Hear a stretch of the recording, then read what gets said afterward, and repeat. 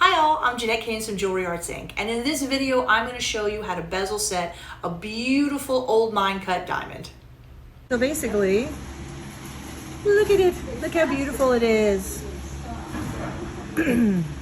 So we just put it in the magnetic tumbler, which, as I've explained a couple times during this whole gold thing, is like a magical device for granulation because there is nothing else that cleans up granulation. Like you can't do it.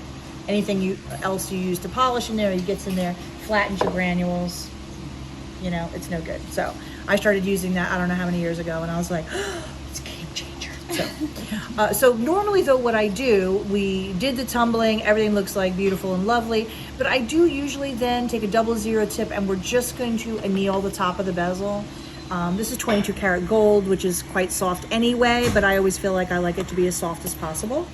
So I'm gonna just take a 00 tip.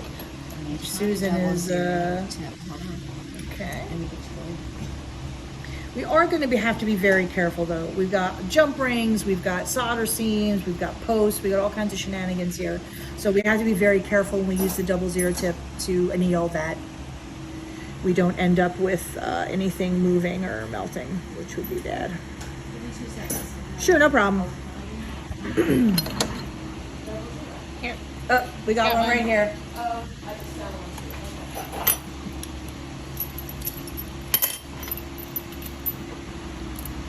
And I was just saying, you know, there's a lot of stuff going on here as far as solder seams or whatever. You just have to be really careful when you do this that you don't get carried away. We're annealing. We're not like heating anything to the point where the solder is going to flow or anything like that.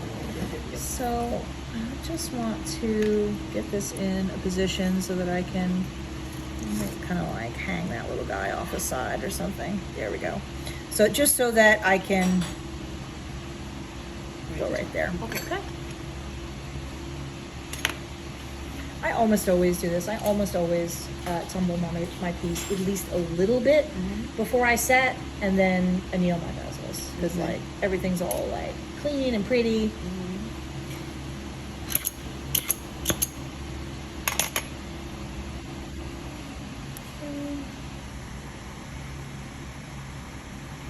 And remember, annealing, we're gonna go kind of gently. So I'm using the little tip and I'm like doing a little and pulling away. Unlike when you're soldering, when you just like go in for the kill.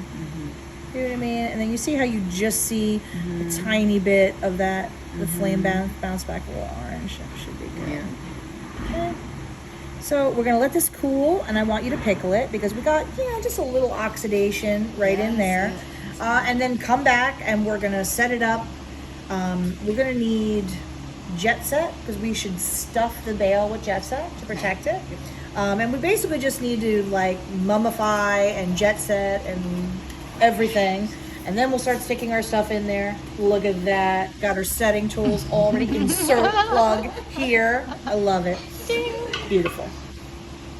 And I'm just gonna put it on the table so it'll cool off. We're getting ready to set now. And like we were just talking about, this beautiful little dome that's going to have that sexy pearl in there is going to aggravate the flying fuck out of us when we set. So I don't want it to be here. I would like to put it underneath like that. And the only way to do that safely is with the jett-sett, because the jett-sett, we can pack it all around here, clamp it in the engraving ball, forget about it, beautifully protected, and it will not aggravate us while we get in here to set. So that's why we're going to do that. So jett-sett in the nice hot water. You get the cute little fish eggs, like so. And I'm gonna fish it out. And I usually have a bowl of cool water right here. No, I've got it. You know, to dunk it in so it can get pretty steamy. I'm sure we won't need all of this, but.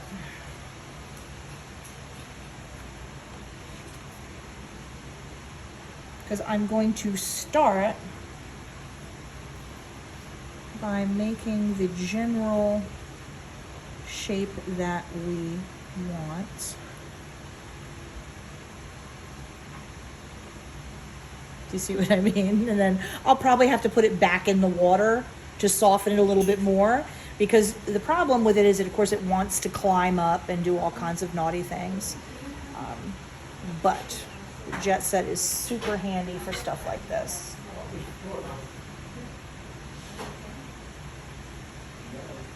I'm also going to use this to stuff the bail so that we don't have to worry about dinging or denting or anything like that.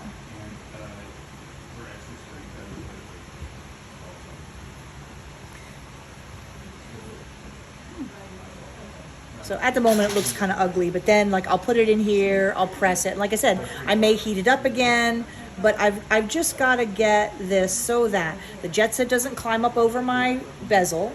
You know, I need that nice and clear, but I need it to climb up over this and climb up over that.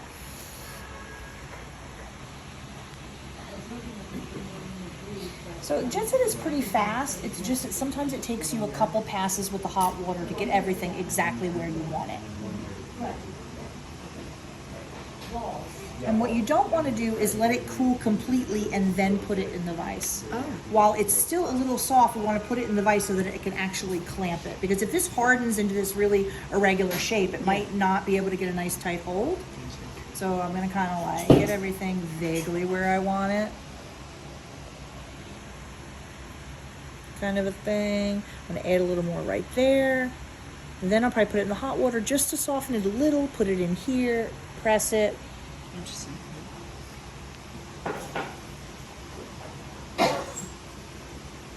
And because when you have a beautiful but like somewhat vulnerable bail like that, you know, all the tape in the world isn't going to do it if you really slip and hit it. So you need something tougher. I mean, as much as I'm a big fan of using the tape and all that.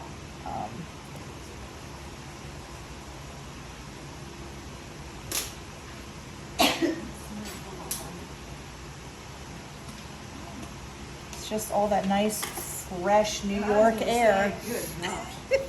Something is attacking my sinus. Sorry, honey. Okay, so you see that. It's not beautiful yet, but I'm going to put it in the hot water, soften it a little, clamp it in here, and then what I usually do is take the end of a chopstick, dip it in a little water, you know, and like press, and just make sure that basically everything else is covered and protected, but not our little bezel. I want that to be nice and, you know, exposed. That's great.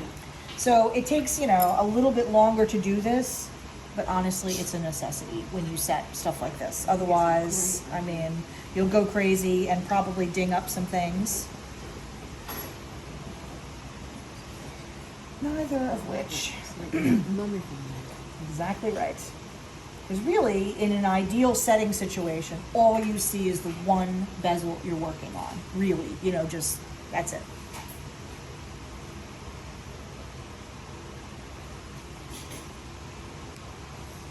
Add a tiny bit over here. Yeah, I was going to ask you, you need to cover those jump rings? Jump rings we could just cover with tape if we wanted to. They are the least vulnerable of everything on here. But that doesn't mean I'm not going to cover them, but I'm just saying. Okay, so like take a look. It's hideous, but everything is pretty safe and protected, and the bezel is as accessible as it can be. Put it in the hot water for a sec, soften it just a little, clamp it in here, make sure that it doesn't climb up over the bezel when I clamp it. And then once I'm like, yes, we love it, we just let it sit for like 5 minutes to become opaque. Once it's opaque, hard as a rock, everything protected, and we can set, and we don't have to think about anything else. I just think this is a great idea. Love it. It's really a necessity, honestly, to safely, you know, to do it, because it's like you've got fragile big things on both ends. Like, what are the odds that you're not gonna, and I know this is no aspersion on you, but what's the odds that one would not slip once, or, you know, things happen. What did you do with that jett-sett, before jett-sett? We used plumber's epoxy putty, Oh, really? which smelled like death. And no doubt gave us all brain damage, but we used that. And if it smells really bad, you pretty much know that that's your brain cells screaming, you know? But yes, the jett-sett is like, you know, amazing, endlessly reusable. So you see what I mean? It's very important Then you close it in there so that it'll be held. I don't want to squeeze, too hard, of course, but I can always loosen it and make sure, you know what I mean, that there's still plenty of jet set on the side right here that you're not going to like ding into anything. Okay. And I'm just going to press a tiny bit next to the bezel to make sure that it doesn't climb up too high. And once this is really hard, then I'll take this and really tighten it. Okay.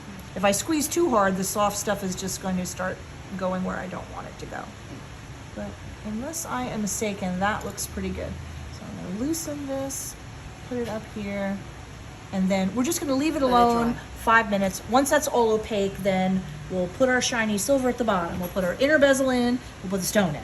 We'll check the height, if we need to take the inner bezel out and make adjustments, but that way when we set, we should, should be pretty easy. I'm so impressed with this. Okay. It's great. Yes, I love it. No, fabulous. It looks hideous. I don't think it does. I think There's one tiny little naughty spot right there where it started to climb up. So I just put it in hot water just enough to soften it. I pressed it down. I'm gonna put it back in here. And you see, I didn't like soften the whole thing up, just enough to get that little guy.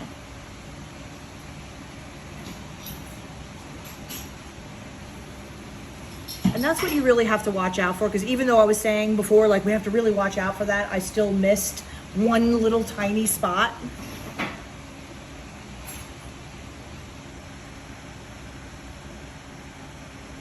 There's really very little room Yeah, there. there is very little room there anyway, so we need all that we can get.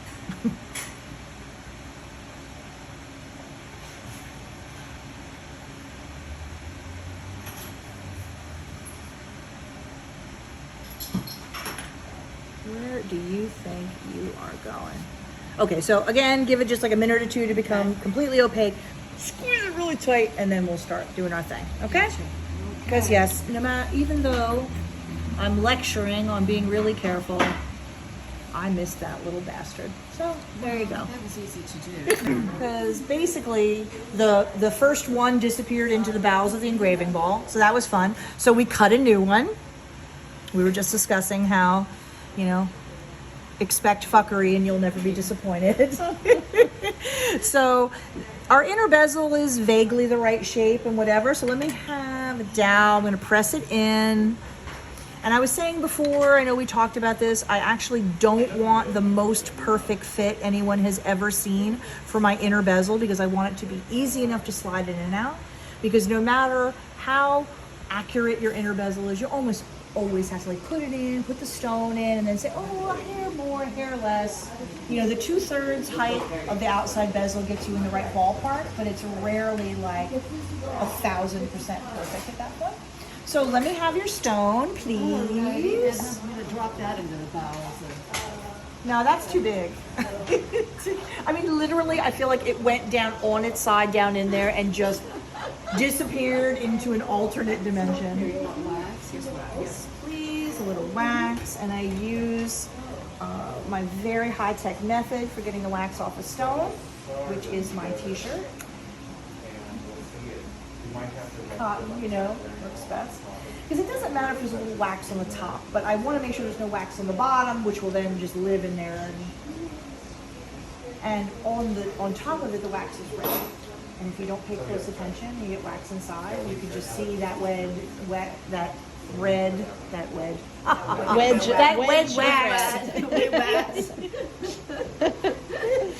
wax forever. I don't want to see red wax. No, please don't. You sure don't. But it's one of those things. Sometimes you get so focused on something else that you can miss something super obvious in a way. Then you want to kill yourself. Yes. Look at that stone, though. Isn't that the prettiest That thing? is a juicy. That's like an old mine cut, which we were talking about before. Is like, to me, the older cuts are way more beautiful and charming than your modern brilliant cut. But I mean, nobody ever looked at a diamond and was like, ew. But I'm just saying, I think so these are. gorgeous. Mwah. That is so beautiful. Okay, so I'm gonna take my dowel, which is a weirdly essential tool, in bezel settings because I need to like press on the stone and see, make sure that this would fit in here, which it will. But I think we're going to need to take our inner bezel down a little bit. Okay. Because here's the thing, if you're not using like a wood dowel to press it down, if you're just using your finger, like it's just going to slide all over the place. Okay.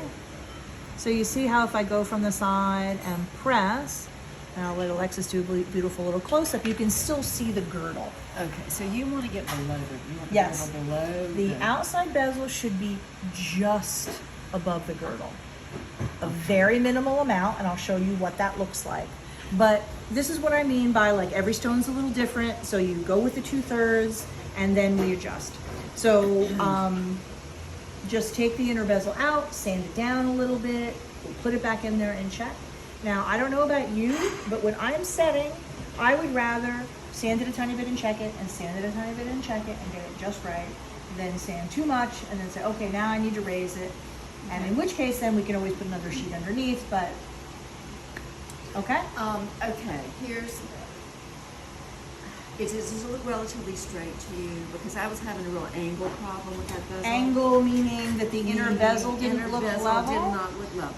Thank you. Yeah, let's take that little stinker out of there. And I want to be sure that you think it's on the right track, because if you see something that needs to come down, I need to do it now. And I kept checking until my eyes were crossing, so I'm not sure. Doesn't one side look a little higher? Like, Let me go get the square. I mean, because my thumb is surprisingly accurate, but wow. I'm just saying, you're just putting it at eye level so you can actually see what's what. But let me go get the square and we'll. So basically, I was just saying, I do hold things up on my thumb and look at it at eye level. But when you're really like, is this straight or not? I just put it on my little square. Because the truth is that the human eye is super crappy at understanding if things are straight unless there's something straight to look at.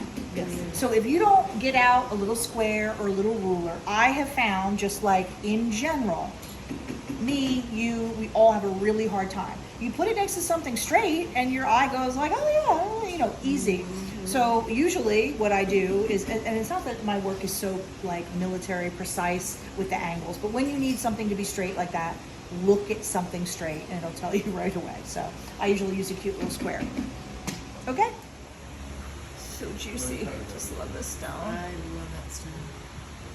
Yeah, I mean, we definitely need to go more because unless I'm very much mistaken, which I am not, there you can still see the girdle clearly. Yeah, it keeps rocking around, so I wanted to be sure. Which that it will. I mean, that's the obnoxious things that faceted stones do because they bounce around on there. Here, let's just put it right in here. I won't lose it. Okay. All right, so I'll keep going, and now pulling that out. That's the other thing I wanted to. So just dig her out. Just like that. Okay, good. That's why it's important that it isn't insanely tight. I understand. Okay. That's what I usually do. All the way And then I'm up like there. gouging it to get it out. It makes sense, but it's wrong. Do you know what I mean? Right, but like, wrong. Like your brain says like, oh, this is important, it's good, do that. And then you're like, oh, this was a terrible mistake. Let me catch another piece of 400. Green paper would be fine, actually. Green? Yeah. Oh, This is that definitely- is dandy. So you see now we've got this juicy diamond in there. So it looks essentially at the right height. I've been pressing on it, you know, because you have to really check from the side. And what you're trying to do is get it to the point where the bezel is just above the girdle. I'm going to sand the inner bezel down by 1/2 of a molecule. I feel like over here, maybe I'm just like a little too close. So what I said was, I'm not even gonna do regular 400 sandpaper. I'm gonna use like the micron 400. I'm gonna just a tiny little bit. I'm gonna put it back in there. We're gonna set that little stinker. But you know, setting is very fussy. I mean, I know all of jewelry making is fussy, but it's like each stone is different and you have to get the height just right. So it should just be slightly, that girdle should be just slightly under. Yes. Most of the time, like the most common mistake is that people put it in there too low. Too low. Yes. That. Too low. Yes, exactly. Where there's too much bezel above the girdle, and then by the time you're done setting, You don't see your stone anymore. Because it is a very minimal amount.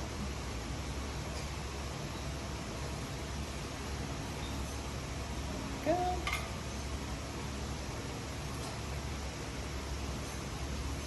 I'm surprised this would take enough metal off.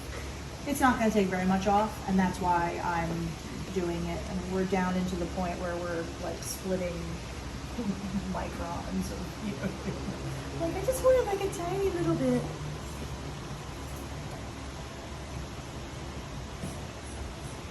And I had Susan solder her bezel together. A small one like this, you don't necessarily absolutely have to solder your bezel, your inner bezel together, but it's a little easier to handle. And sometimes it can bounce in there a little bit. Like if there's a little room for it to move and this isn't closed, it can actually make the stone kind of bounce up and down as you press down and like, so yeah, you don't want that. So I always feel like if in doubt, just solder it closed and you don't have to worry about it.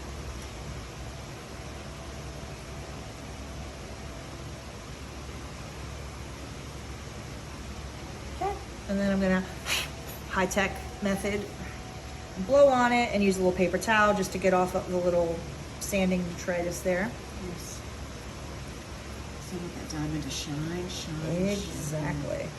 It's a real juicy one, so that's nice. So fiery. I don't know why everybody doesn't just use the old mine cuts personally.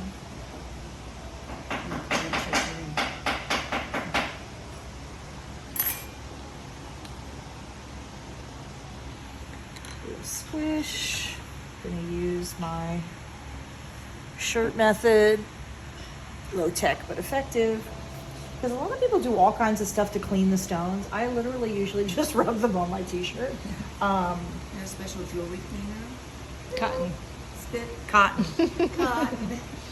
You know, if you really had something stuck on there, you could use a little alcohol on it.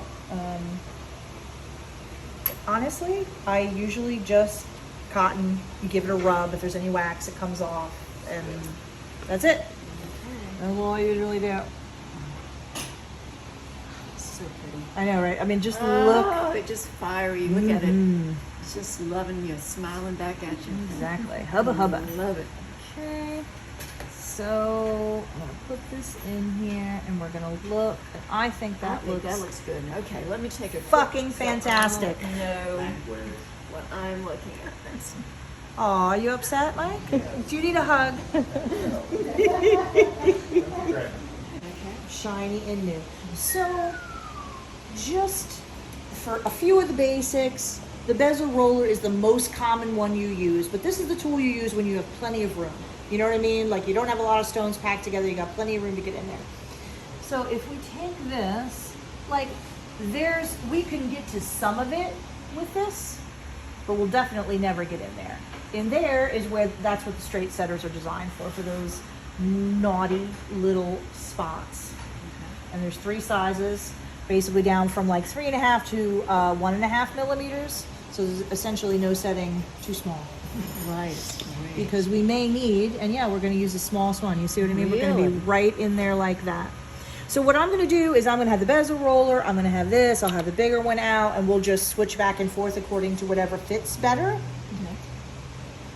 But essentially, once you have the inner bezel right with a faceted stone, everything is sort of normal. As far as when you're setting it, sort of like a cabochon, it's not that different, except that when it's in there, it's resting on that little inner bezel, right? So it's just sort of like wiggling around in there. So when you press on it, you have to flip it to the side and look at it from eye level and make sure the stone hasn't gone crooked, because it's going to want to do that. It's going to do that 100 times, you know what I mean? So you just have your dowel ready to press it back in place and go right back to it. It's no problem unless you get a little, you know, too sassy and you just keep going and don't check from the side, because that's how you end up where you're at the end and your stone's in there crooked and you're like, what the hell? It's not a big thing at all. It only is if you don't pay attention to it as you go along, okay? Because that's why I love using the engraving ball, because I can take it and I can flip it and look at eye level and flip it back, and you can just put it at whatever angle you want, which is really handy. All right. question. Do you go north, south, east, west? Yeah, we will. Yeah, we're gonna just sort of roughly, now, because here's the thing, you don't really have very sharp corners there. So honestly, this is gonna be set more or less just like a round or an oval. You know, it's a very sort of soft cushion. Whenever you have corners, you know, you have to work the corners first. Yes. But this is practically a round for all intents and purposes. So we can do the corners first, but it's really just gonna sort of be just like a circle. You know, opposing presses, bring it in a little bit. Okay, so I'll get it started. Yes, please. Now I always stand up when I set because I am short. And you know, whenever you hold any of your tools, they go in the palm of your hand, so your thumb and your forefinger are right there. Yes. Because all the force is from your shoulder. Right. Really all you do when you set is you just lean in a little bit, you know? You shouldn't be like white knuckling it, okay? So I always put my finger or my thumb on the stone. Because like right now, nothing's holding it, and if you press too hard, it'll just Flip out. eject, which, you know. Let's not do that. Okay, hold it in place. Like here's a nice spot right here. Okay, press in. Okay, and then I'm gonna check it from the side. So I'm gonna go, whoop. It is still straight, but And the straight is that one little table at the very top. exactly, right, that's what you're looking at? for, because it can wiggle around in there, so it's gonna move, and it's gonna do it again and again. Again, no big deal. If you look and it's crooked, you just go and press it back flat. straightens It's out. nothing. It's only a problem if you don't pay attention to that as you go. All right, so let's go do the other side. Let's I'm telling you, this thing Oh, is so forward. beautiful. It's killing me. Okay, so you get right in there, press in a little bit, see what I mean? And then I'm gonna go whoop and check and make sure it's level. Give it a little press. And when we start working up in here, that's when we'll use the straight setter. No, never use one of those, so I will need your guidance the there. only thing that's different about the straight setter as opposed to using the bezel roller is just that with this, because it's so small, you can't do a lot of that rocking side to side. So it's You just know, pushing. it's more or less just straight in. Because with a bezel roller, you have a lot more surface to work with. So you can like push it in, you know, and then you do your little left to right and you roll it back and forth. With these, it's more or less push in, go to the next spot. You just can't do that because you don't have enough surface area to be able to fit in there. And doesn't that slip easily? Well, don't do too much of that side to side and you'll be all right. Okay. Now you But will sand at the top of that to get a little I grip. usually do, like these come in theory, and the finish looks pretty good, but as you're using them, they shine up a little bit. So I usually would take a little 320 or 400 and just make sure that that end stays a little grippy, because if you were to have this as a high shine, you just slide around too much. Yeah. Okay, so one thing going in there, little baby. So I'm gonna put my finger right there. Okay. Now I notice you're going at a slightly, you're not going straight, like you're a little like this. Wherever I can correct? fit. Okay. That's basically, Just do you know what I checking, mean? Just checking. Yeah. Okay, come down, press in. Look from the side, still nice and straight and beautiful. Okay. So let me go to my littlest one, Yeah. because this is the trickiest spot right up in here. Right. I see it.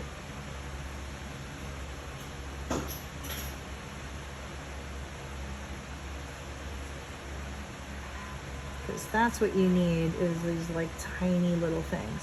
And also, I have also been known to use my unsetting tool in there. That's an off-label use, because it has that very highly polished little hook. Show me. So, Show me. okay, I will. Oh, this little guy.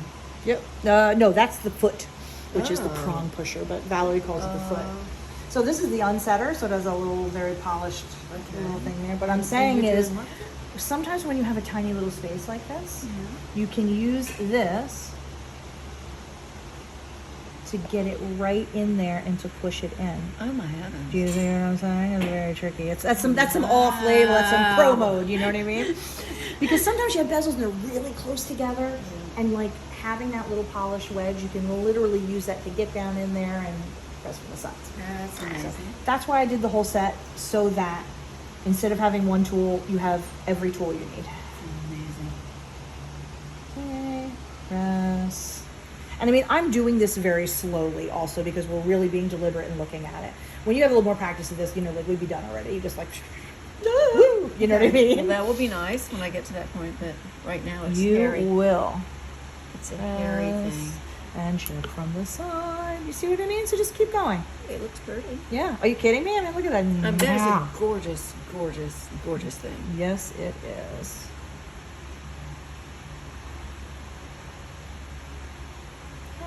And then, so just have all of these right here so that you can just pick whatever one fits in the space that you're trying to get into. Because like over here on the sides, you've got plenty of space. Here, very little. Here, a little bit more. Okay, so we're not really coming down on it at all. We're coming, it's still 45. Yeah, exactly. So like that. Basically, once this is all pressed around and everything's groovy, we'll just move our angle a little bit higher up just to finish that top. But I mean, if you take a look at the top of that already, you're not that far away. No, it's looking beautiful. Okay? Yes. So, go nuts. Okay. Go nuts. Thank you. Okay, so here it is in all its glory, all delicious and beautiful. You see from the side, it's all in their level. Everything is gorgeous and beautiful. Now the very last little bit we were just talking about, like the last very little bit of polishing, we'll do with a Swifty wheel right on top. But essentially, you know, the stone's not moving, it looks fantastic. There's nothing more for us to do. We're going to put this in the jett-sett. We're going to put this in the water and get rid of the jett-sett. Then we'll polish the very top of this. And then the only thing you have left to do after that is you're going to have to like drill a hole in your pearl and glue it in there. But you are very, very close to a completely finished piece. So I just want to show the side view again because just, I mean, right? Look at that. Like, and I love the high table on those old mine cuts. I just think they have so much more charm than the modern. I mean, don't get me wrong. I will gladly accept diamond in any form, but I'm just saying, I just love it. So I just wanted to show this sexy little pendant. There it is. I'm going to do a little swifting on the top of the bezel. That's the giant, fat, delicious pearl that's going to go in there. I'll do a little close-up. Extreme close-up of that fat, juicy pearl and the gorgeous diamond and the gold granulation. Oh, too exciting. So basically it's just that one last thing to do. And then we'll take some sexy pictures of it when it's all finished. But you're very close to being finished. I mean, look at that.